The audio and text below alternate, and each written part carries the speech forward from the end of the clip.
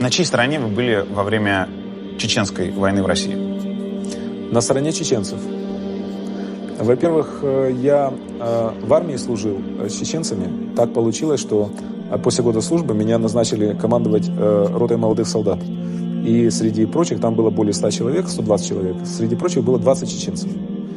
И я с ними очень подружился, эти ребята до сих пор со мной переписываются. Они замечательные все были. Я полюбил чеченцев тогда. Чеченский народ – это народ-страдалец, потому что Сталин выслал их на смерть, обвинив в том, чего они не совершали. И они массово погибали, умирали, и были вдали от своей родины много лет.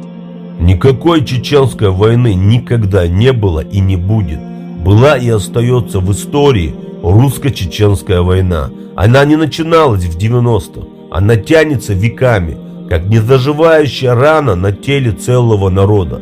Я не призываю вас вставать на чью-то сторону в этом конфликте. Я призываю вас к другому, к вашему здравому смыслу, к вашей элементарной цивилизованности. Я призываю вас не оправдывать оккупанта, того самого оккупанта, который называет войну против целого народа чеченской, точно так же, как называет войну против Украины спецоперацией.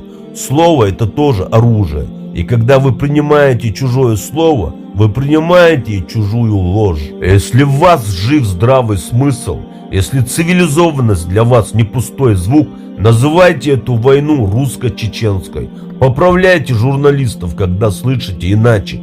Перебивайте. Не позволяйте лжи проходить мимо вас молча. Потому что если вы не поддерживаете варварство, не поддерживаете и тех, кто его сеет, если вы не поддерживаете оккупантов, которые приходят на чужую землю убивать детей, стирать с лица земли школы, больницы, детские сады, целые дома семей, не называйте эту войну их именем. Если вы не поддерживаете тех, кто мародерствует, насилует, убивает, похищает, пытает, унижает и грабит, не называйте эту войну чеченской. Называйте вещи своими именами. Я понимаю оккупантов, то, что они называют войну чеченской, украинской, но других людей я не понимаю.